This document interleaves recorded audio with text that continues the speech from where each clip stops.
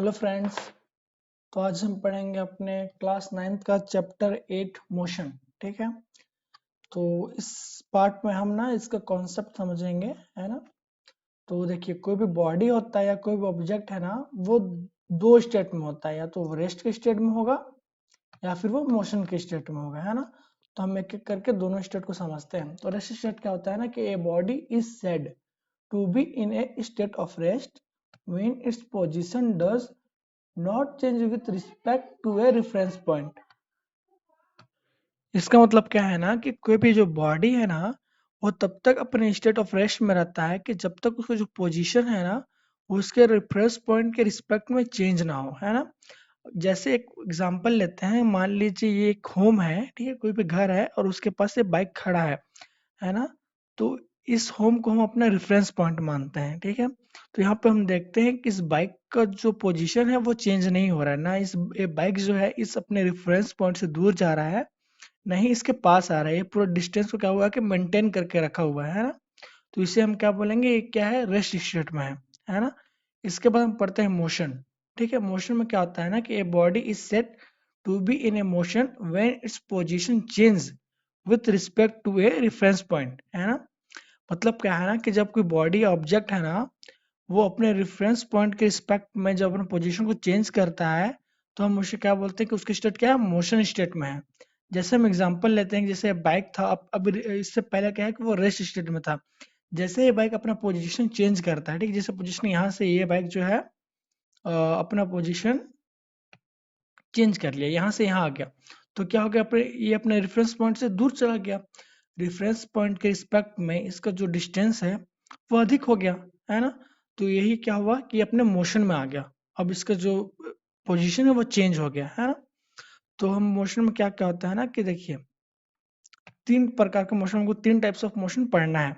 Linear motion, circulatory motion और oscillatory motion, ठीक है।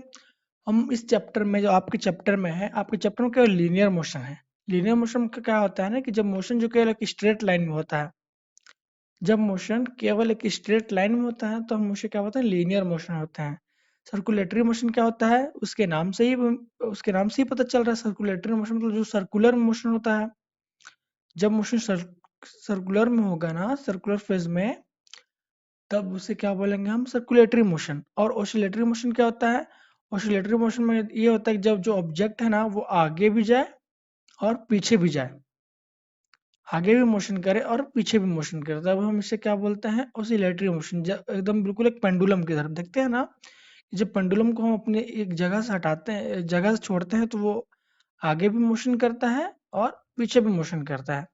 तो इसे ही हम बोलेंगे ऑसिलेटरी मोशन, ठीक है। इतना समझ गया आप लोग। तो हमने क्या क्या पढ़ा, मोशन, दो स्टेट पढ़ा, एक हो गया रेस्ट स्टेट और मोशन स्टेट, ठीक है। इसके बाद जो आपके चैप्टर में कॉन्सेप्ट आता है वो है फिजिकल क्वांटिटीज, ठीक है।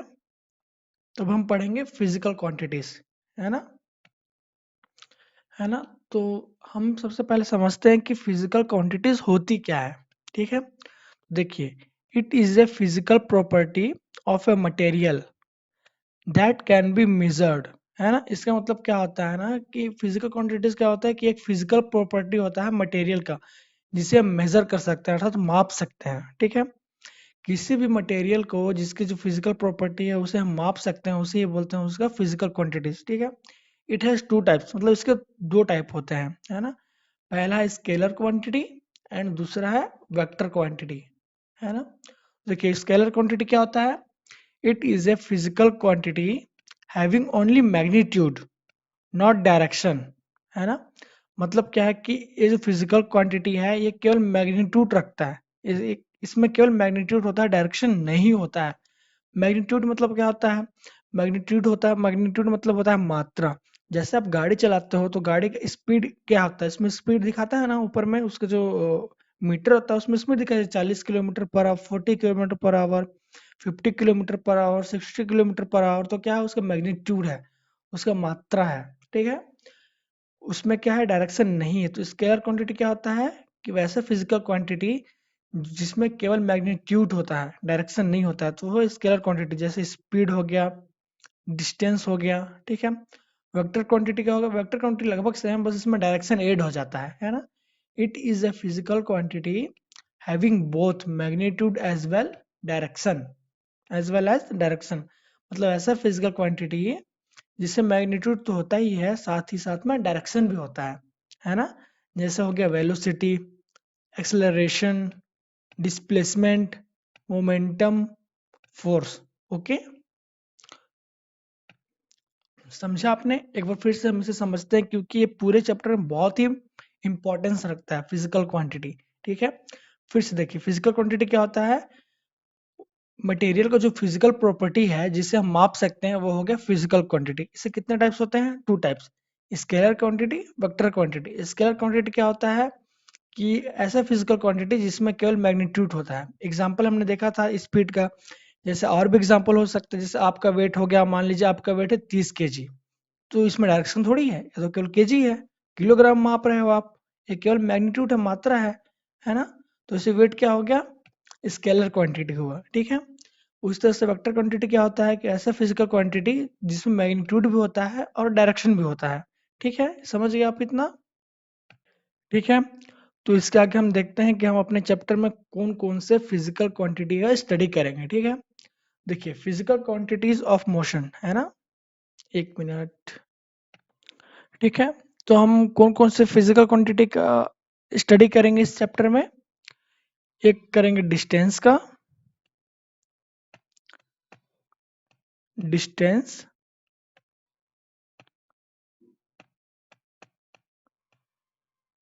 डिस्प्लेसमेंट, स्पीड, वेलोसिटी, एक्सेलरेशन और यूनिफॉर्म और नॉन यूनिफॉर्म मोशन। ठीक है, इसके अलावा हम ग्राफ्स भी पढ़ेंगे और इक्वेशन ऑफ मोशंस, मोशन के जितने भी इक्वेशंस है उससे भी हम पढ़ेंगे इस चैप्टर में। ठीक है ना? Distance, the actual path length travelled by an object is called distance, है ना? मतलब किसी ऑब्जेक्ट के द्वारा किसी पाथ पर ट्रेवल किया जाता है ना, तो वो जितना एक्चुअल लेंथ, तो उस पाथ को जो लेंथ होता है जितना वो ट्रेवल किया है ना, उसे हम क्या बोलते हैं? डिस्टेंस बोलते हैं। ठीक है, मतलब वो पाथ जिसपे कोई ऑब्जेक्ट ट्रेवल कर रहा है ना, तो जितनी लंबाई तक ट्रेवल कर रहा है उसकी जो लंबाई है उसे हम बोलेंगे डिस्टेंस। ठीक है, जैसे कुछ और भी पॉइंट है जैसे इट इज स्केलर क्वांटिटी, मतलब क्या है कि स्केलर क्वांटिटी है, अर्थात क्या होता है ना, इसका मतलब क्या है? इसका मीन्स कि इसका केवल मैग्नीट्यूड होता है ना? डायरेक्शन नहीं होता डिस्टेंस में, है ना? इसलिए क्या है? स्केलर क्वांटिटी है। It always positive and can't be zero. मतलब क्या होता है ना, कि वो डिस्टेंस जो है ना, अगर कोई ऑब्जेक्ट जो पाथ, किसी पाथ पर ट्रैवल कर रहा है ना, तो वो हमेशा पॉजिटिव ही होगा, वो ना ही नेगेटिव होगा ना जीरो होगा। ठीक है, डिस्टेंस हमेशा पॉजिटिव में होता है और इसका ऐसा यूनिट क्या है? मीटर, है ना? मीटर पे लेते हैं। ठीक है, जैसे एक एग्जांपल लेते हैं ना। ठीक है, जैसे यहाँ पे दिया हुआ है ना कि इसको यहाँ पे ए बी सी डी, एक हम मान लेते हैं कि ये एक स्केल जो है वो दिया हुआ है, एक लेंथ है। ठीक है, पाथ है, सॉरी, ये ना एक पाथ है जिसमें ये जो जीरो है, जीरो से 10, ये 10 मीटर है। यहाँ से यहाँ तक 10 मीटर, यहाँ से यहाँ तक 10 मीटर, यहाँ से यहाँ तक 10 मीटर, तो यहाँ से यहाँ तक कितना हो गया? पूरा 100 मीटर। ठीक है, मान लेते हैं कि ए पोजीशन पे, जीरो पोजीशन पे, मतलब जीरो मान लें कि यहाँ का हम ए इनिशियल पॉइंट है, इसका स्टार्टिंग पॉइंट है। ठीक है, तो ए पोजीशन पे कोई ऑब्जेक्ट, मान लीजिए कि यहाँ पे आप हो, है ना? यहाँ पे मान लेते हो कि आप हो, है ना? तो यहाँ से आप यहाँ तक जा रहे हो, यहाँ तक, यहाँ से आप यहाँ से आप 10 पे जा रहे हो, तो यहाँ तक कितना चला आपने? 10 मीटर चला। तो ऐसे ही करते करते आप मान लो यहाँ तक पहुंच गए। तो कि सिंपल सी बात है, आपने कितना, आप कितना डिस्टेंस तय किया आपने? यहाँ पे आप आ गए, है ना? तो सिंपल सी बात है, आपने कितना डिस्टेंस तय किया? 100 मीटर। क्योंकि आप जिस पाथ पे ट्रेवल करते हो, इसी पाथ को जो लेंथ है ना, यही नहीं समझा, यही समझा था ना हमने, कि आप जिस पाथ पर ट्रेवल कर रहे हो उस पाथ के लेंथ को ही हम क्या बोलते हैं? डिस्टेंस बोलते हैं। तो मान लीजिए जीरो से आपका पोजीशन है डी, तो आपने कितना डिस्टेंस तय किया? वो हुआ 100 मीटर। ठीक है, मान लो एक और सिचुएशन लेते हैं कि आपने यहाँ से पहले जीरो ए से स्टार्ट किया, ए से आप डी पर गए और डी से वापस आ गए बी पर, तो आपका अभी इस पोजीशन क्या है आपका? बी पर। तो आपने कितना डिस्टेंस तय किया? सिंपल सी बात है, पहले आप ए से डी पर गए, मतलब 100 मीटर तय किया। ठीक है। पहले आपने किया कितना 100 मीटर डिस्टेंस तय किया, फिर यहाँ से आप गए यहाँ पे बी पे, कितना हो गया 10, 20, 30, 40, 50, 60 मीटर। कितना 60 मीटर और, तो आपने टोटल कितना डिस्टेंस तय किया 160 मीटर। ठीक है, तो आपने टोटल 160 मीटर का डिस्टेंस तय किया, है ना। समझ गए, डिस्टेंस को समझ लिया आपने। ठीक है, तो अब हम पढ़ेंगे डिस्प्लेसमेंट। ठीक है, तो डिस्प्लेसमेंट क्या होता है, the shortest distance between initial position and final position is called displacement. मतलब सबसे पहले इनिशियल पोजीशन क्या होता है, इनिशियल पोजीशन वो पोजीशन होता है जहां से कोई भी ऑब्जेक्ट है या बॉडी है वो जो डिस्टेंस तय करना स्टार्ट करता है उसे हम बोलते हैं इनिशियल पोजीशन। ठीक है, and final position, final position क्या होता है कि वो पोजीशन जहां पे वो एंड में अपना पूरा यात्रा तय करने के बाद, जर्नी तय करने के बाद जो ऑब्जेक्ट या जो बॉडी है वो जहां पर रुकता है, उसका जो फाइनल पोजीशन हुआ ना, उस जहां पे वो एंड करता है अपने जर्नी को, उसे हम बोलते हैं फाइनल पोजीशन। ठीक है, डिस्प्लेसमेंट क्या हुआ, the shortest distance between initial position and final position is called displacement. मतलब जो ऑब्जेक्ट है ना उसका इनिशियल पोजीशन और फाइनल पोजीशन के बीच जो शॉर्टेस्ट डिस्टेंस है उसे ही हम बोलते हैं डिस्प्लेसमेंट। ठीक है, इसे हम एग्जांपल के द्वारा समझते हैं, उससे पहले से कुछ पॉइंट है, जैसे it is A vector quantity. ये कौन सा क्वांटिटी है, वेक्टर क्वांटिटी। इसका मतलब इसमें मैग्नीट्यूड तो होता ही होता है, उसके साथ साथ इसके पास डायरेक्शन भी होता है। ठीक है, इसलिए क्या हुआ, ये वेक्टर क्वांटिटी है ना। ठीक है, it can positive, negative and zero, मतलब पॉजिटिव भी हो सकता है, नेगेटिव भी हो सकता है और जीरो भी हो सकता है। ये पॉजिटिव कैसे होगा, नेगेटिव कैसे होगा, जीरो कैसे होगा, इसे हम एग्जांपल के द्वारा अभी समझेंगे। ठीक है, इससे पहले क्या, इसके इसके बेस यूनिट जो है वो मीटर होता है। ठीक है, इसका बेस यूनिट क्या होता है, मीटर होता है। ठीक है, जैसे मान लिया यहाँ पे हमारा कोई भी एक ऑब्जेक्ट है, ये डॉट जो है ये हमारा ऑब्जेक्ट है जो ट्रेवल करते हुए डी पोजीशन पे आ जाता है। कहाँ जाता है, डी पोजीशन पे आता है, और यहाँ के वो अपना डायरेक्शन चेंज करता है, यू टर्न लेता है और पहुंच जाता है मान लो इस पोजीशन पे, सी पोजीशन पे। तो यहाँ पे क्या हुआ, इसका इनिशियल पोजीशन ए हुआ एंड जो फाइनल पोजीशन है वो सी हुआ। ठीक है, तो इसको इनिशियल पोजीशन से इसका फाइनल पोजीशन का शॉर्टेस्ट डिस्टेंस क्या है 60 मीटर। यहाँ से कितना है, ये 60 मीटर है। ठीक है, 60 मीटर। डिस्प्लेसमेंट क्या होता है, वेक्टर क्वांटिटी होता है। वेक्टर क्वांटिटी होने की वजह से इसमें क्या होगा, इसे मैग्नीट्यूड के साथ साथ हमें इसका डायरेक्शन भी लिखना होगा। तो देखो ये इसका जो फाइनल पोजीशन है इसका क्या डायरेक्शन में है, मान लो कि ये इस डायरेक्शन में है, तो ये अपने इस डायरेक्शन से इस डायरेक्शन पे इसका फाइनल पोजीशन जो है ये इस डायरेक्शन में है। तो इसे अब क्या बोलते हैं, इसे बोलते हैं हम ईस्ट। इधर ईस्ट होता है, इधर वेस्ट होता है, इधर नॉर्थ होता है, इधर साउथ होता है। ठीक है, तो ईस्ट में तो क्या हम लिखेंगे यहाँ पे 60 मीटर ईस्ट। ठीक है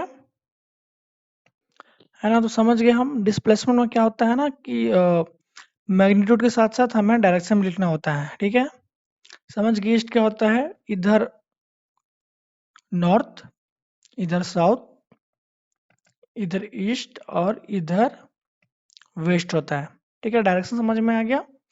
तो अभी हमने क्या देखा, पॉजिटिव डिस्प्लेसमेंट कौन सा फेज में, पॉजिटिव फेज में। अब हम देखते हैं कि डिस्प्लेसमेंट जीरो कैसा होता है। ठीक है, मान लिया कि हमारा ऑब्जेक्ट जो है शुरू में इस फेज पे ए पोजीशन पे है, ए पोजीशन से ट्रेवल करते करते डी पोजीशन पे आया, डी पोजीशन से इसने यू टर्न लिया, अपना डायरेक्शन चेंज किया और वापस जो है ये ए पोजीशन पे आ गया। एक बार फिर समझो, पहले ए में था, ए से ट्रेवल किया, डी पे गया, डी से यू टर्न लिया और वापस अपने ए पोजीशन पे ही फिर से आ गया, है ना। तो इसमें तो इसका इनिशियल पोजीशन क्या था ए और फाइनल पोजीशन भी ए, तो इसके डिस्प्लेसमेंट क्या हुआ जीरो, है ना। क्योंकि डिस्प्लेसमेंट में क्या करते हैं हम लोग, शॉर्टेस्ट डिस्टेंस लेते हैं, डिस्टेंस पे पूरा पूरा जर्नी को काउंट करते हैं, पूरा लेंथ जो पाथ का लेंथ है उसे काउंट करते हैं। बट डिस्प्लेसमेंट क्या करते हैं हम, इनिशियल पोजीशन और फाइनल पोजीशन के जो शॉर्टेस्ट डिस्टेंस है उससे लेते हैं। तो शॉर्टेस्ट डिस्टेंस के यहाँ पे ए से स्टार्ट किया और वापस ए में आ गया, तो इसका पोजीशन क्या होगा, डिस्प्लेसमेंट 0। ठीक है, कुछ हम अभी भी कोई कंफ्यूजन है, फिर से हम देखते हैं अलग से। जैसे कि मान लीजिए कि ये हमारा ऑब्जेक्ट है, ठीक है, ये ट्रैवल कर रहा है ऐसे ऐसे ऐसे ऐसे ऐसे ऐसे सब ट्रैवल करके इसका फाइनल पोजीशन ये हुआ। तो ये इसका डिस्टेंस हुआ। डिस्टेंस अगर हम काउंट करें तो डिस्टेंस में पूरा काउंट होता है, बट डिस्प्लेसमेंट क्या होता है, डिस्प्लेसमेंट पर जो इसका इनिशियल पोजीशन है और जो फाइनल पोजीशन है उसका शॉर्टेस्ट लेंथ को हम लोग क्या करते हैं कि काउंट करते हैं। ठीक है, तो इसका क्या हुआ, ये केवल इसका डिस्प्लेसमेंट यहाँ से यहाँ तक होगा।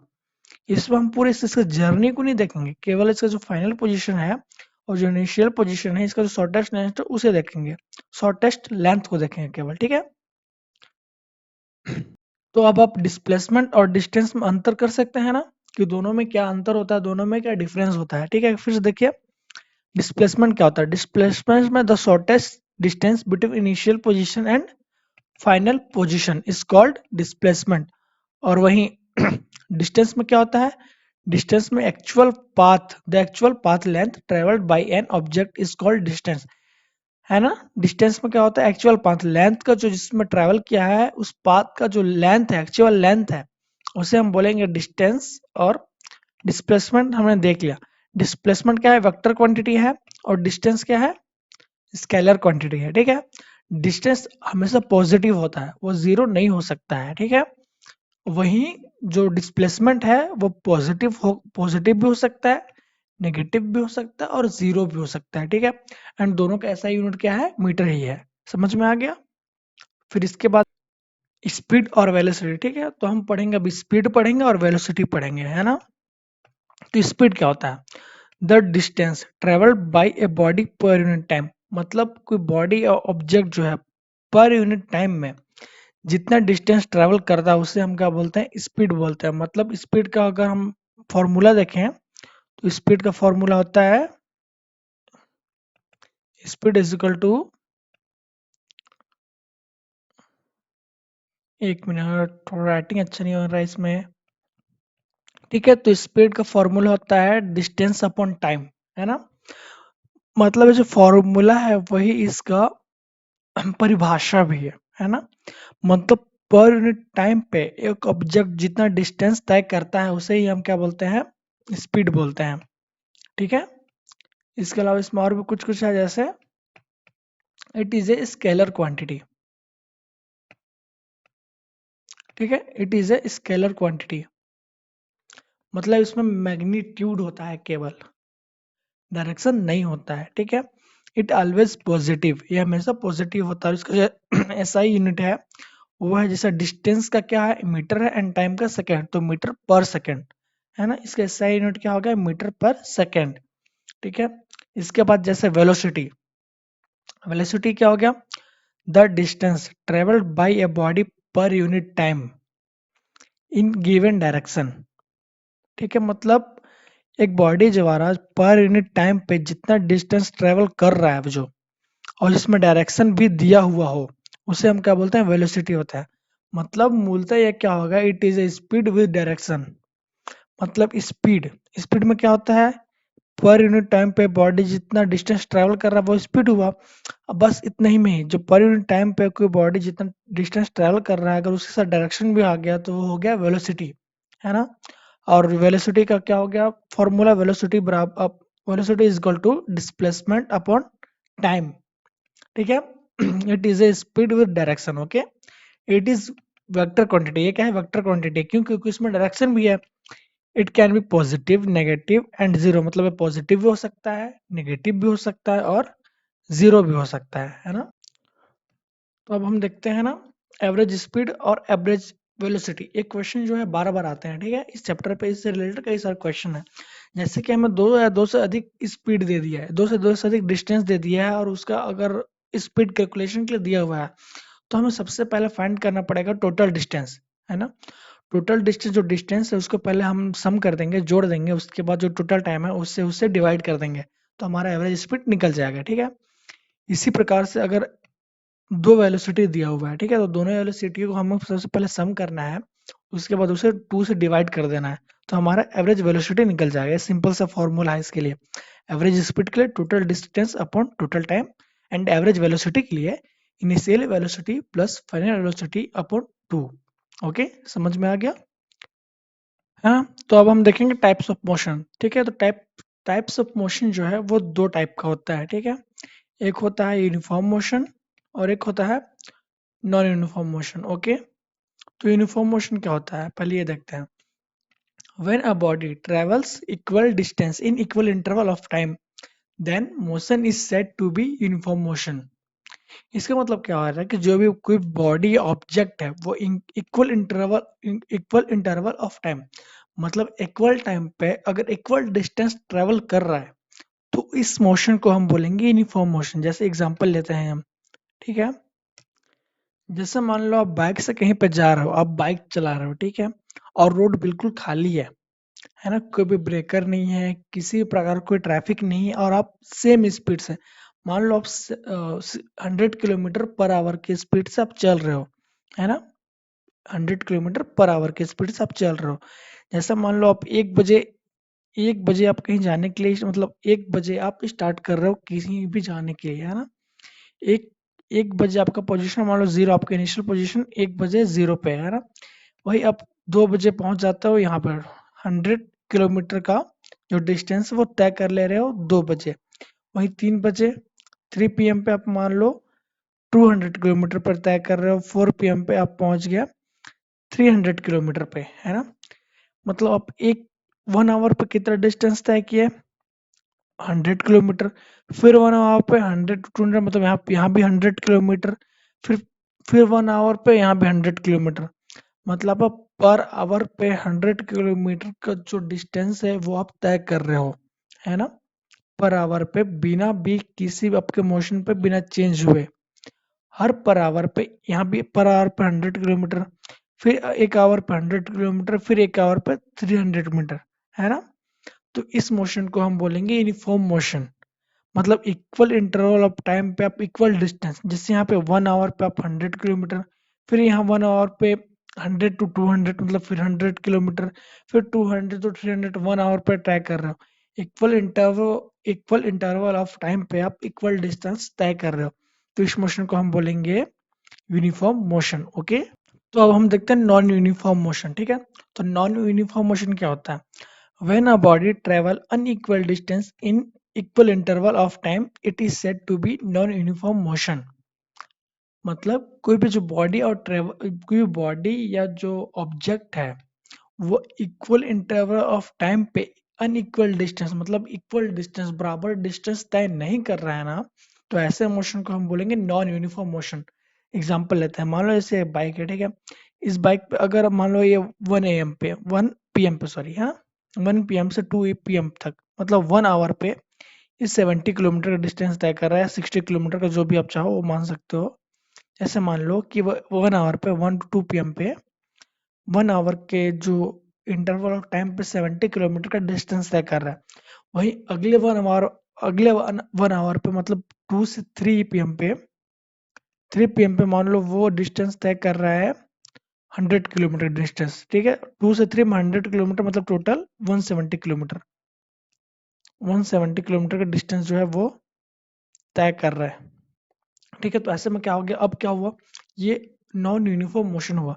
मतलब फर्स्ट के 1 आवर पे 70 किलोमीटर का डिस्टेंस तय किया, उसके बाद नेक्स्ट 1 आवर पे ये 100 किलोमीटर का डिस्टेंस तय कर रहा है। मतलब इसके मोशन पे क्या हो रहा है, बदलाव आ रहा है, चेंजेस आ रहा है, तो इसे हम बोलेंगे नॉन यूनिफॉर्म मोशन। ओके, ठीक है, तो इसके बाद हम पढ़ते हैं एक्सेलरेशन। तो एक्सेलरेशन क्या होता है? तो एक्सेलरेशन होता है the rate of change of velocity of an object with respect to time is called acceleration.